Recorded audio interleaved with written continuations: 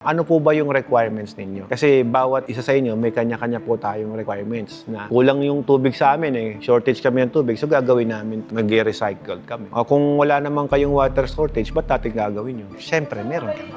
Hindi kami magbebenta ng wala kami. Bawat bote na yan, may certificate yan. Sabi nga namin, kung si Madam meron maarte, maarte din kami. Kaya hindi pwede kami magbenta ng wala kami. Di ba? Nagbebenta kami buong Pilipinas eh. So kung wala kang mabibigay na any certification, patay tayo dyan, ma'am. Mas maganda nga, sir, i-alternate natin, sir eh. Yung isang package mo, dun lang sa 10 tonner mo, yung isang package mo sa isang 10 tonner mo. In any case, may masira doon, sir. Pero ang gagawin natin, bypass po siya. Kaya nga po kayo kumuha ng 10 tonner, di ba, sir? Kasi naniniwala din po kayo na kapag lumalaki po ang kapasidad ng makina, lalo pong nagiging efficient. Same principle lang din to sa tubig. Kapag lumalaki po yan, syempre, nagiging efficient. So, syempre, ma'am, ganito yan. Kahit hinhydrotest namin dito sa manufacturing namin yan, pag transport sa inyo yan, syempre may vibration eh. Yung vibration na yun nagkakos ng leak. So, pagdating sa inyo, papaanda rin pa po rin yan, re-retest po yan. Ngayon, oobserbahan po doon kung may leak pa na lalabas. I'm talking of technician, sir. Yung technician po, pagpunta sa inyo, ma'am, wala kayong babayaran sa kanya. Delivery charge lamang. I-repair natin, sir. Don't expect lang na, siyempre, baka sabihin nyo, oh, may konting dent dito eh. Siyempre, dahil sa shipping. Ay, palitan nyo yan. May mga ganun kasing customer eh.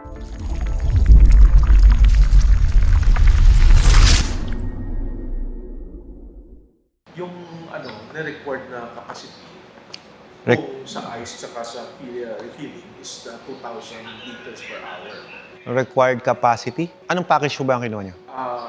Balak siya na yung pinakamalaking package nila. 10 Kaya ng 10 na mag-produce ng 2,000 gallons? liters per hour. 2,000 liters per hour. Sandali, divide ko lang ha, kasi gallons ako mag-compute eh. Ano kasi yan, sir eh? 24,000 yan eh. Divide mo sa 24, that would be 1,000 gallons. Divide natin sa... Per hour ang gusto mo? 16 lang eh. Ilan ang kailangan mo? 2,000 liters. 2,000 liters. Kaya, sir. Kasi 24,000 gallons na yan eh. Pero sir, kapag ang tubig marumi, humihina yan. So, yun, kinumpute namin sa magandang water source. Maximum capacity output rate niya. Pag ang tubig maalat, hindi magandang supply, yung 24,000 mo, bababa yun. Kapag maalat ang tubig, nagiging 3,000, 4,000 lang yan. Pag tubig alat ang ginamit natin. Yung sa amin, sir, yung dalawang shell roll, yung isa is around 350 TDS. Okay. Yung isa naman is around 150 TDS. Ayun, pwede natin i-recycled pa yun, sir eh. Kapag 150 TDS, yung reject water mo, 25% na lang ang tatapon. Sipin mo, 75% product mo yun. Halimbawa, sir, kung yung ice is intended for meat, yung para sa mga isda, pwede natin magamit yung waste. Yung reject water. I-recommend na wag na. Kasi sir, ang mahal ng yelo mo. Ang mahal ng machine mo ng yelo. Papasukan mo ng reject water yan. Magko-corrode yan. Kasi mayroon tayong evaporator. May heating tayong tinatawag eh. Parang alam mo sir, nagpapakulo ka ng tubig sa takuret na tapos may lata. Ano mangyayari? Mag-i-scale yun. O imagine mo, yun ang nilinisin mo palagi doon. Magagamit pang hugas, pero hindi mo siya magagamit for the yelo. Magagamit mo siya, pero sir, masisira yan. Kumbaga, hindi tatagal. How about sa flake ice machine? Meron kasing Pwede naman, sir. Hindi naman tatanggi po yan eh. Kaya lang problema, sabi ko nga sa'yo, mag-i-scale yan. Kumbaga, wag mo kong sisisihin na hindi kita ni-remind. Kumbaga pwede tayong magsabi ng pwede at hindi. Kaya lang, ano po ba yung requirements ninyo? Kasi bawat isa sa inyo, may kanya-kanya po tayong requirements na kulang yung tubig sa amin eh. Shortage kami ng tubig, so gagawin namin, mag-recycle kami. O kung wala naman kayong water shortage, ba't natin gagawin yun? Ginagawa natin yun sa mga may water shortage. Pero kung wala, wag mo gagawin yun. Sayang naman po yung aparato. Mas malaki po ang maintenance compare doon sa itinapon nyo na lang yun. Di ba gumamit ka ng deep well? Ibang permit naman yun.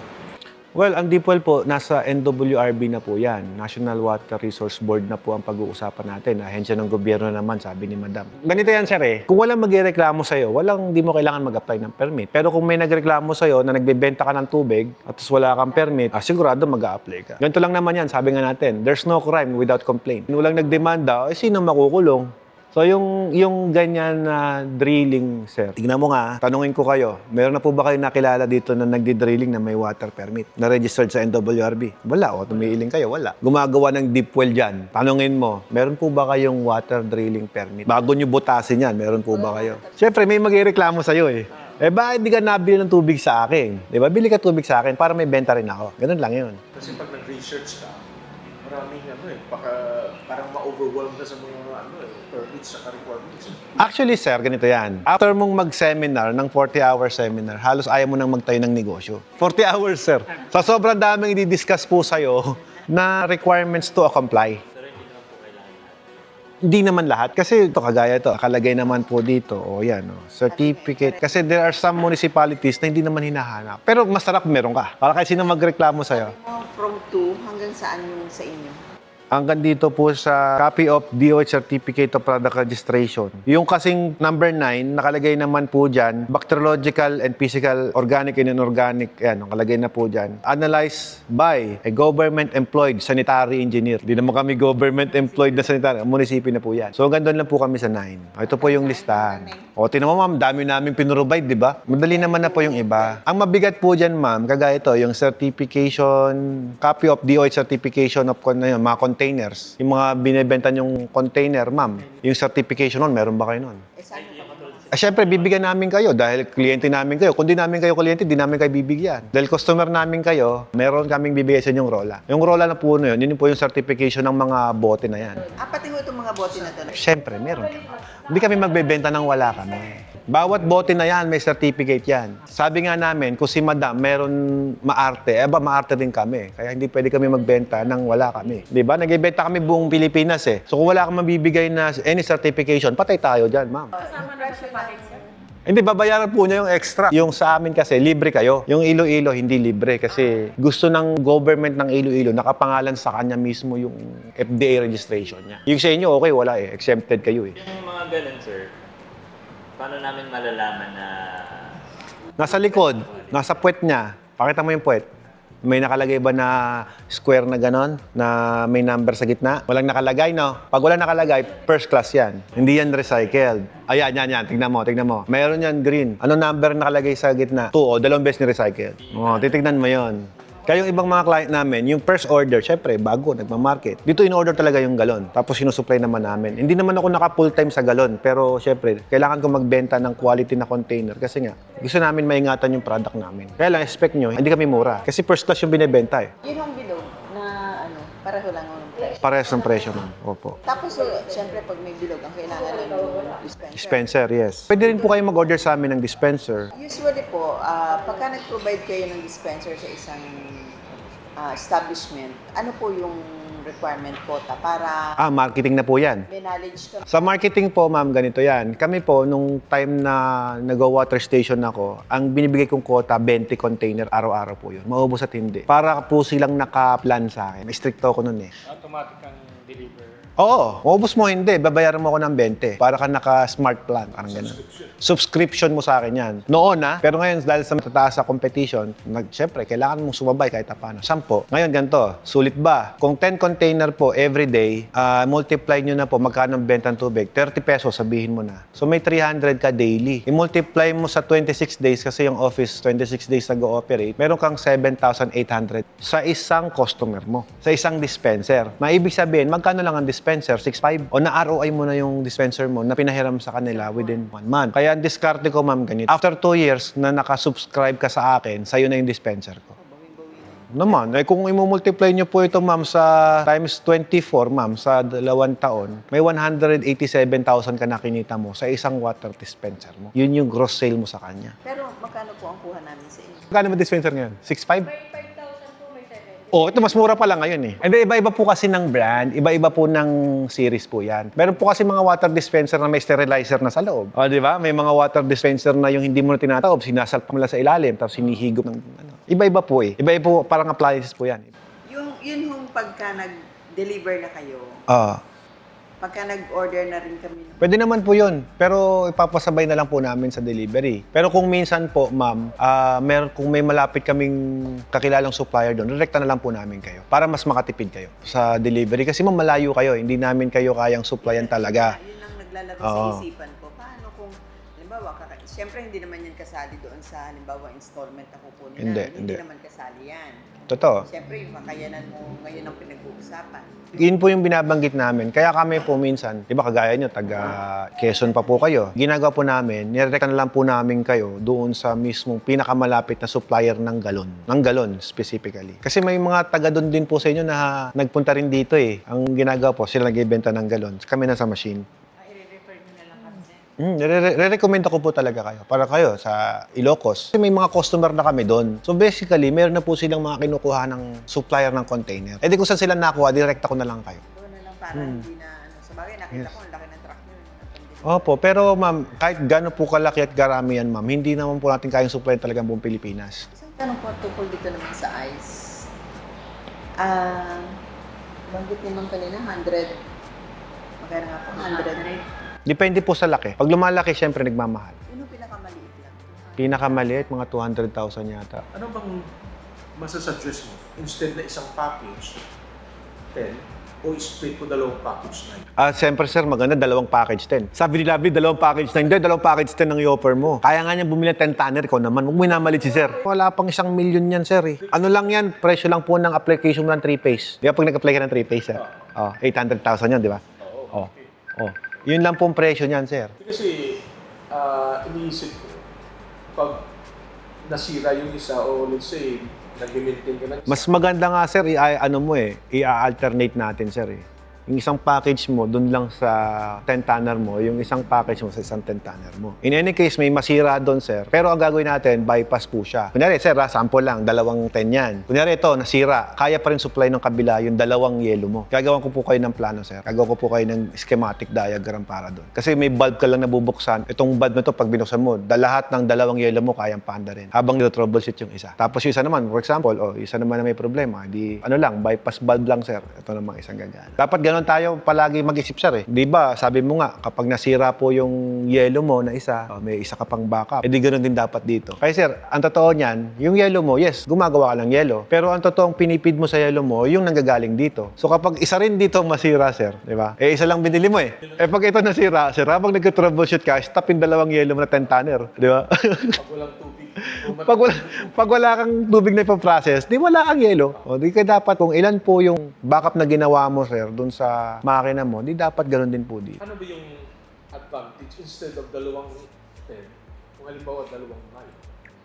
Well, yung 10 po kasi twice na matipid sa 9. Okay, power efficiency matipid po yung 10. Tsaka sa power pa lang po yun. Water efficiency, mas matipid na nan po yan kasi yung reject water, tinatapon po natin, nire-recycle pa natin. Okay, to be specific ganito. Tayo po ako saglit ha. Ate, kuya, hawakan mo nga to. Ipapakita ko po sa inyo actual. Okay lang, kahit ako po lang kayo, kita nyo naman eh. No? So, ito po yung 9. Okay. Dahil ito po yung 9, meron po tayong isang reject, meron po tayong isang product. Okay? Yung tubig po na makukuha natin, ito po yung product. Sabihin mo na 50% nakuha natin. Dito, 50% tatapon. So, 50-50 po siya. Waste na po yun. Wala na po tayong magagawa doon. Ito naman po yung 10. Kung mapapansin nyo, may 2 reject, may 2 product. Ngayon, ito po yan. Yung product dito makukuha mo, ang product dito makukuha mo. Ngayon, ito po, tatapon po yung reject nito. Diretso na. Kalahati po yun. Ngayon, yung isa pong reject, hindi po tatapon. I-recycle po namin. So, basically, sir, 3 yung nakukuha mo. Isa tapon. Ito, isang tapon, isang kuha. So, power efficiency, boss, sa tipid natin sa kuryente, andun na yon. Twice na matipid sa kuryente. Bakit? 1, 2, 3, 4. Ito po, 8. Na basically, kung titignan mo, this is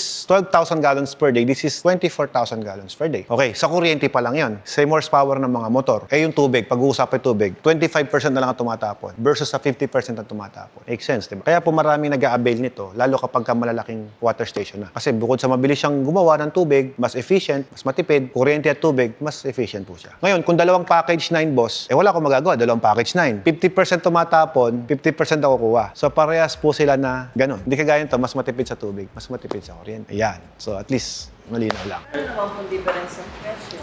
Konti lang diferensya, parang 200 plus lang. Kaya nga po kayo kumuha ng 10 tonner, di ba sir? Kasi naniniwala din po kayo na kapag lumalaki po ang kapasidad ng makina, lalo pong nagiging efficient. Same principle lang din dito sa tubig. Kapag lumalaki po yan, syempre nagiging efficient. Hindi din pwede i-compare, ma'am, sir, na itong cube ice na to, na kalahating tonelada versus sa 1 tonelada, parehas lang ng costing sa kuryente. Hindi. Matipid pa rin yung mga taga 1 tonner pataas. Ay 10 tonner yung sayo. Imagine mo, sir, yung 1 tonner ko, 1,000 kilos, di divided natin sa 24, sa isang oras, 41 kilos lang ang nagawa ko. I-compare mo yan, sir, sa 10 tonner, divide mo sa 24, 416 sacks of ice ang nagawa ko. Ay, 460 kilos ang nagawa ko. Ibig sabihin, yung kada kalahating tonelada, sir, isang oras mo lang gawin yun versus sa akin. Ang tagal. Isang araw kong ginagawa yung, yung isang oras mo. Yung andar ng motor nun, sir, tuloy-tuloy po yun. Kaya po ang mga malalaking mga ice plant, mas efficient sila, mas mura ang pasa nila. Kasi nga po, volume of sales sila eh. Siyempre, ganda sa tubig. Pero iba po sa laundry ah. Ang laundry naman, lumalaki to. Malaki ang comporter na kaya mong isa lang. Pero kung malaki naman, sinalangan mo ng 2 kilong labada, lugi ka. So, magkaiba yan. Yung yellow at tubig, almost the same. Ang labada, kapag sinalangan mo, dapat doon ka naman sa almost kahit paano. Makuha mo yung maximum load niyan. For example, ito, 40 kilos ang kasya dyan.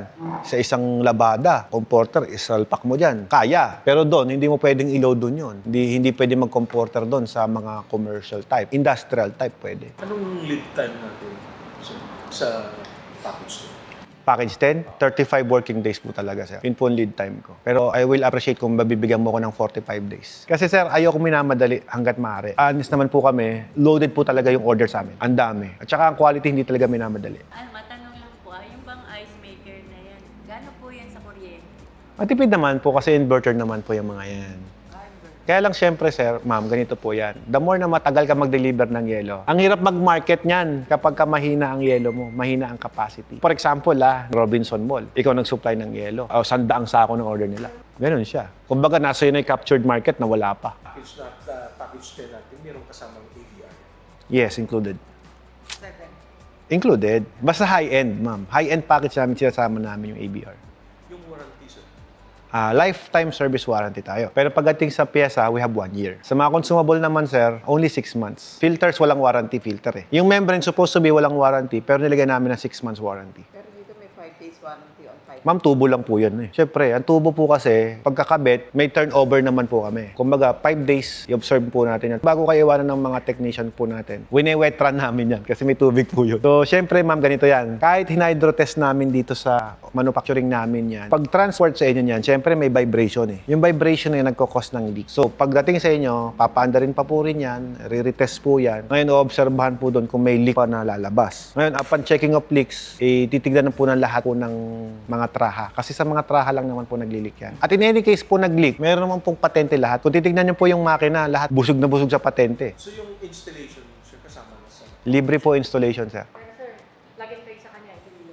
Yung sa'yo po, sir, libre po yun, sir. Kaya lang po, kapag gusto nyo papuntahin yung technician ko doon sa inyo, babayaran nyo po yung flight and accommodation niya. Kasi yung ticket niya, kasi syempre, sir, iba yung case mo, malayo ka eh. Sa kanila, wala pong problema kasi land travel lang po sa inyo eh. Pag land travel, daling ng truck namin sa inyo, kasama yung technician. Kasama yung driver technician na rin po yun yung iba doon. So pag sinabi mo plug and play, ano na yun?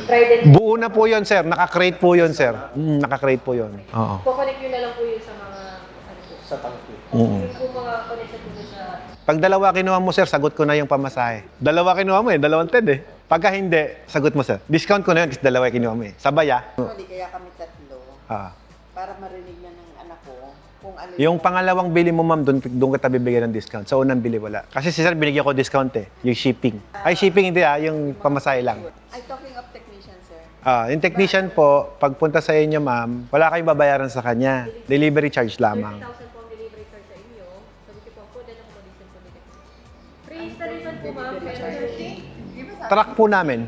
sa kanila po. Session traffic. Yung dala nyo ng produkto na ito, babayad ako ng 30,000. Truck po kasi yun, ma'am. Po. Mas mahal po sa kanila, ma'am. Sa kanila, 40,000 shipping pa lang, di ba? More or less pa yun. Depende pa po yun. Kasi yung... Kapag malaki kasi ang aparato, Sir, umabot ng 60 yung package 10. Butuan City. Ano yan? 40,000 door to door or Hindi po. Pipick upin niyo pa po yun sa... Pick up sa pier yun. Oo. Ngayon, sir, i-offset natin yung tangke, baka makababa. Kasi in-offset natin yung tangke. Kaya lang, mahal naman po yung bili mo ng tangke doon. Di ganun din. So, halimbawa, sir, kung i-containerize mo, makamura. Halimbawa, 2 unit. Yes. Tsaka, Malaki ang tipid. Yan ang nire-recommend ko palagi sa mga client ko na kagaya ninyo, sir, sa Iloilo. I-rent natin yung buong container, yun yung sayo. Kasi mas mura yun eh. Ang alam ko, isang container nasa 20,000 yata, sir, if I'm not mistaken. Sa'yo na lahat yun. Walang kahalo. kasama na ba yung tangke o sa loob ng... Kasi May kakaso sa... Sa tangke, oo. Yung sa isang buong container, rent mo yung isang buo. Opo. Pwede yun, sir eh. Kakausap lang nga lang tayo ng shipping line na tatanggapin isang buong container sa'yo. Stainless tank pa yun. Opo, stainless tank. Merong option na. Alam mo sa no water. Gusto mo merong plastic? option na plastic. Yes, sir, meron. Di ba mura yung plastic? Mas mahal ang plastic, sir. Mas mahal yung plastic. Mahal. For drinking po kasi. So, dahil pwede gumamit ng mga pangit na quality ng plastic. May tawag doon sa plastic, polyethylene. Anong brand na tank na ginagamit?